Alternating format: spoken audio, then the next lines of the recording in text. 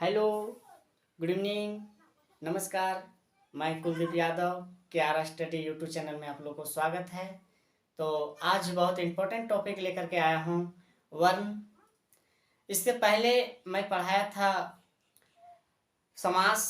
तो अगर मेरा चैनल को आप लोग सब्सक्राइब किए होंगे तो जा करके वहाँ सर्च मार करके आप देख सकते हैं। समास बहुत अच्छे तरीके से विस्तार किए हैं, बतलाए हैं।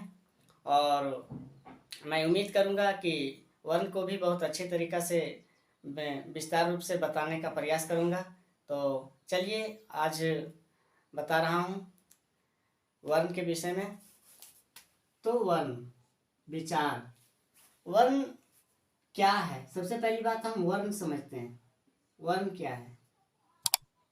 वर्ण मानव मुख से जो भी आवाज़ निकलती है उसे हम ध्वनि कहेंगे, ध्वनि कहते हैं। और उन्हीं ध्वनियों को पहचानने के लिए एक सिंबल बनाया गया, जैसे का, टा, पा, चा इत्यादि वगैरह वगैरह। इन्हीं सबको पहचानने के लिए एक सिंबल बनाया गया, का के रूप में, टा के रूप में, पा के रूप में, चा के रूप में। और इन्हीं ध्वनियों को, इन्हीं सिंबल को जो इंडिकेट किया गया उसे हम क्या बोलेंगे? वर्ण बोलेंगे। फिर से समझिए, आप सभी जानते हैं कि मानव मुख से जो भी आवाज निकलती है उसे हम बोलेंगे ध्वनि। और इन्हीं ध्वनि को का के रूप में, चा के रूप में जो इंडिकेट किया जाता है उसे हम क्या बोलेंगे? वर्ण बोलेंगे। तो चलिए समझ आ गया वर्ण क्या है। अब जान लेते हैं वर्ण कितने प्रकार के होते हैं। वर्ण का प्रकार, वर्ण दो प्रकार के होती है, स्वर वर्ण और दूसरा व्यंजन वर्ण। स्वर वर्ण जान लेते हैं। सबसे पहली बात, स्वर वर्ण।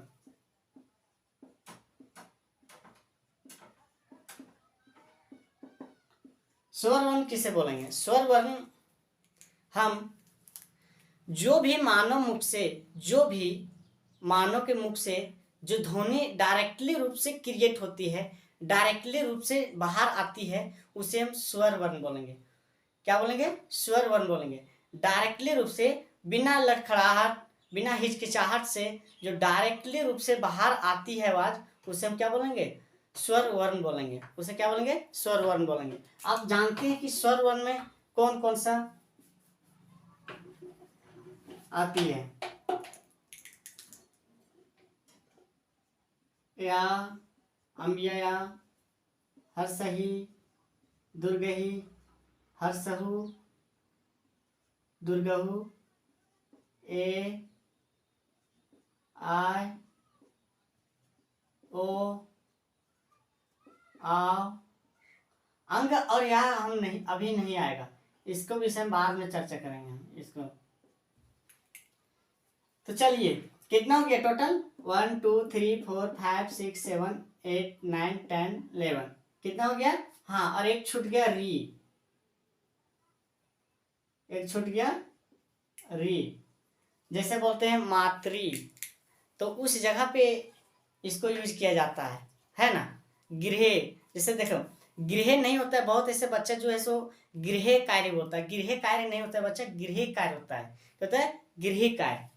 तो चलिए, अब इसका भी दो प्रकार होती है, स्वर वर्ण भी, इसका भी दो भेद होती है। पहला हो गया हर्ष। क्या हो गया? हर्ष। इसको मूल स्वर्ण भी बोल सकते हैं। अब इसमें कौन कौन आएगा?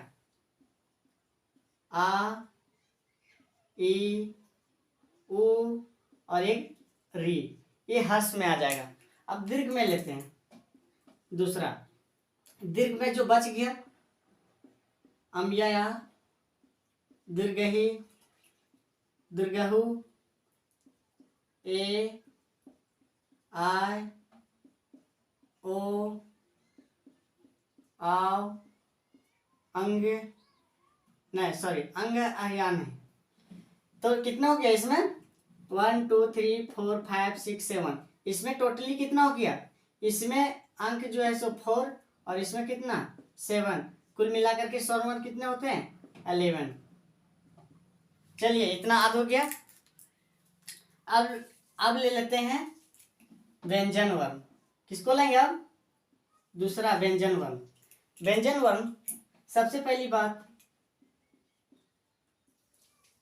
व्यंजन वर्ण बतलाने का एक ट्रिक मैं याद दिलाना चाहूंगा, जो आप लोग याद रखिएगा हमेशा के लिए।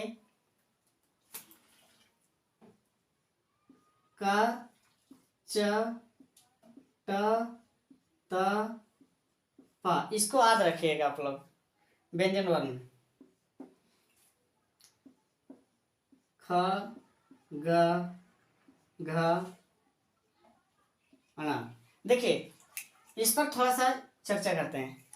हम लोग मेरे सर जो बतलाए थे, हम जहाँ पे मतलब बचपन में जो पढ़ाया गया था, तो वहाँ पे सबसे पहली बात की हम लोग क ख ग घ, सबसे पहली में हम लोग बोल रहे थे उआ उआ। उसके बाद कुछ सुधार हुआ तो बोलने लगे अंगा। उसके बाद और सुधार हुआ तो अणा। क्या बोलते थे? अणा।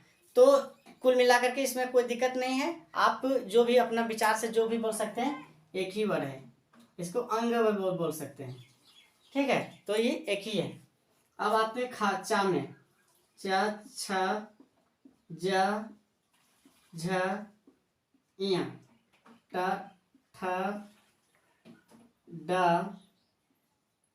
ढ अधन्ना त थ द ध न प फ ब भ म।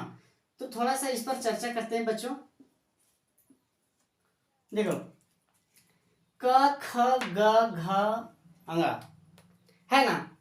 तो सबसे पहली बात कि मानव मुख से जो आवाज निकलती है, वो आवाज जो क्रिएट करती है, वो हवा जो है, जो हवा जो प्रेशर डालती है, ये 5 जगह प्रेशर डालती है और 5 जगह से प्रेशर डाल करके ये क्या होती है बाहर निकलती है। तो आइए थोड़ा सा समझ लेते हैं वो 5 जगह कौन कौन है। तो देखिए ये आपका हो गया गला। मान के चलिए यहां से ओष्ठ से ये नीचे ये जो गर्दन है, ये गर्दन तक आप इसको क्या बोलेंगे? ये निचले वाली भाग जो ये गोल आकार का दिया हुआ है, इसको क्या बोलेंगे? इसको बोलेंगे कंठ। क्या बोलेंगे? कंठ। थोड़ा सा और ऊपर जाते हैं, थोड़ा सा और ऊपर जाएंगे तो क्या बोलेंगे? तालबी। क्या बोलेंगे? तालबी। थोड़ा सा और ऊपर जाएंगे तो क्या बोलेंगे? मूर्धा। मूर्धा। इसको मूर्धन्य भी बोला जाता है, मूर्धा को ही मूर्धन्य बोला जाता है। थोड़ा सा और ऊपर जाएंगे तो क्या बोलेंगे? दंत। क्या? दंत। थोड़ा सा और ऊपर जाएंगे तो क्या बाहर जो बाहरी भाग है उसको क्या बोलेंगे? ओष्ठ। क्या बोलेंगे? ओष्ठ। तो थोड़ा सा समझ लेते बच्चों। ओष्ठ तो बोले इसको विषय में थोड़ा सा क ख ग घ अणा, ये तो अंगा। तो देखिएगा जब आप क ख ग घ अंगा बोलते हैं तो उसमें आपका मुंह का, इसका जीभ का कोई प्रेशर नहीं रहता। आपका आवाज जो है सो डायरेक्टली किस पर फोकस करती है? किस पर? कंठ पर डायरेक्टली। देखिए क ख ग घ अंगा, मतलब ये क्या है? आपका कंठ का जो है वो काम कर रही है। कंठ वाला भाग में क्या हवा प्रेशर जो दे रही है वो किसको दे रही? कंठ पर दे रही। अब नीचे आ जाते हैं च छ ज झ इया। च छ ज झ इया बोलिएगा तो आपका जीभ जो है सो बार बार किसको टच करेंगे? तालु को। क्या करेंगे? तालु जो ऊपरी भाग है, थोड़ा सा कंठ से और ऊपरी आ जाते हैं तो तालु वाली भाग है, उसको क्या करती है? आपका जुबान जो है बार बार क्या वहां स्पर्श करती है, तो उसको क्या बोलेंगे हम? तालबी। उसको क्या बोलेंगे? तालबु। अब देखिए थोड़ा सा और अब नीचे ऊपर जाते हैं ट ठ ड ढ न, इसको मूर्धा। मूर्धन्य इसको देखो, इसको मूर्धन्य क्यों बोला जाता है? ट ठ ड ढ न, बार बार आपका जो जीभ है, बार बार जो जीभ है किस पर? मूर्धा ऊपर, थोड़ी सी और तालीब से और ऊपर, मूर्धा ऊपर आपका जीभ जो है बार बार ठक ठक मार रहा है, तो इसीलिए इसको क्या बोलेंगे? मूर्धन्य। इसको क्या बोलेंगे? मूर्धन्य, है ना। थोड़ी सी त थ द ध न, आप देखिएगा बच्चों की त थ द ध न बोलते हैं जब, तो त थ द ध न, इसमें जीभ जो है डायरेक्टली रूप से फोकस किस पर कर रही? हवा का जो प्रेशर है, हवा का प्रेशर किस पर आ रही है? डायरेक्टली रूप से दांत के ऊपर। जीभ बार बार किसको टच कर रही है? दांत को, तो इसीलिए इसको दंती बोले जाएंगे। इसको क्या बोलेंगे? दंती बनेंगे। तो अगर देखिएगा कि बहुत पुराने लोग हैं, तो जिसका दांत नहीं है, वो देखेगा कि त थ द ध जो है सो नहीं बोल पाएंगे। वो क्या करेंगे? नहीं बोल पाएंगे। तो बहुत लोग जो है सो बोलते हैं कि नहीं, माँ शब्द जो है सो बच्चा सबसे पहले बोलते हैं, पहला जो बच्चा का आवाज़ सबसे पहली होती है सो माँ का होती है। ये बिल्कुल गलत है। माँ बोल ही नहीं पाएगा बच्चा जब तक उसका जो है शारीरिक रूप से, और आप पूरा मतलब शारीरिक रूप से जब तक वो परिपक्व नहीं हो पाएगा तब तक वो माँ शब्द का उच्चारण नहीं कर पाएगा। क्योंकि माँ जो है सो व्यंजन वर्ण में आता है, और इसमें जो है सो व्यंजन वर्ण बोलने के लिए सबसे पहली बात कि आपकी जुबान किस तरह से परिपक्व पूरी तरह से होनी चाहिए। तो सबसे पहले बच्चा जो है सो डायरेक्टली रूप से हर्ष स्वर का क्या करेगा? यूज करेगा। जैसे ना बोले आ ई ऊ, ये शब्द का यूज करेगा बच्चे लोग। सबसे पहली बात, इसमें आप माँ शब्द का यूज नहीं करेगा। तो ये गलत है कि माँ शब्द का बच्चा लोग पहले यूज करता है, ऐसा बिल्कुल नहीं होता। अब देखिएगा कि त थ द ध न, इसमें देखिएगा कि जो पुराने लोग हैं, जो बूढ़े लोग हैं, जिसका दांत नहीं है, वो ये शब्द, ये वर्ड जो है सो नहीं बोल पाएगा। क्योंकि उसका दांत, उसका जुबान जो है सो क्या करेगा? उसका हवा का जो प्रेशर है दांत पर नहीं लग पाएगा, जिसके कारण से क्या है कि वो नहीं बोल पाएगा। त थ द ध न, ये ऐसा वर्ड। देखिए प फ ब भ म, आप देखिएगा प फ ब भ म, अगर आप बोल रहे हैं प फ ब भ म, तो इसमें देखिएगा कि आपका हवा का जो प्रेशर है, आपका जो जुबान है, तो बार बार किस ओष्ठ जो है सो आपका क्या बार बार हेड नीचे ऊपर हो रहा है। आपका ओष्ठ क्या हो रहा है? टच कर रही है, इसीलिए इसको क्या बोलेंगे? ओष्ठी व्यंजन। समझ आ गया यहाँ तक? अब आते हैं अंतस्य र ल व, तलिब सा नहीं लेते अभी, ठीक है। अंतस्य र ल व, आप समझते हैं ये जो या है और ये जो वा है, इसको क्या बोला जाता है? अर्ध स्वर। अर्ध स्वर। अब अर्ध स्वर कैसे बोला जाता है? अर्ध स्वर देखिएगा बाबू कि या और वा जो है अर्ध स्वर, इसको स्वर से थोड़ा सा कठिन लगेगा बोलने में, या और वा को, और ये व्यंजन से थोड़ा सा क्या होगा? नॉर्मल लगेगा। इसीलिए इसको किस में रखा गया है? अर्ध स्वर में, इसीलिए इसका नाम दिया गया है अर्ध स्वर। अब आ गया ला, बच गया, ला बच गया। ला में देखिएगा बाबू कि ला जो है, बोलो ला, अगर ला बोलिएगा तो जीभ आपका देखिएगा कि मुड़ जाएगा। जीभ मुड़ने के बाद आपका बैक साइड से आपका हवा का जो प्रेशर है सो बैक साइड से निकल जाएगी। तो इसको क्या नाम रखा जाएगा? पार्श्व। इसको क्या बोलेंगे? पार्श्व। पार्श्व आप लोग को याद होगा कि पार्श्व गायिका बोला जाता था लता मंगेशकर जी को। लता मंगेशकर जी जो थी सो कौन गायक थी? पार्श्व गायक थी। चलिए यहाँ समझ। अब आ गया रा।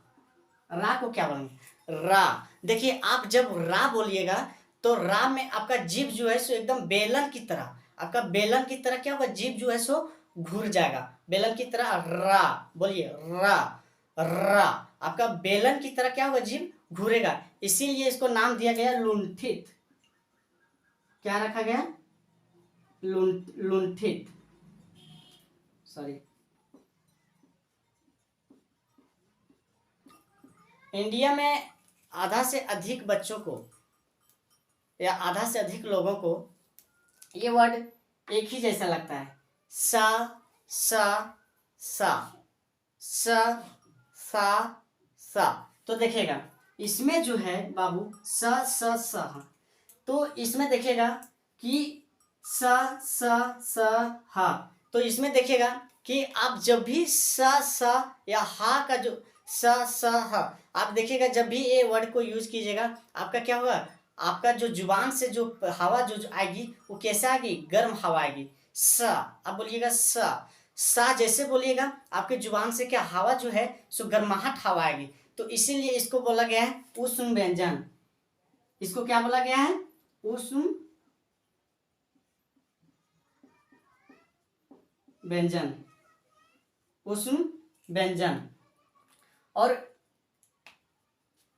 तो चलिए ये वीडियो आप लोग को, आई होप ये वीडियो अच्छा लगा होगा, और ये वीडियो अगर अच्छा लगा होगा तो चैनल को लाइक, सब्सक्राइब और शेयर प्लीज़ कर दीजिएगा।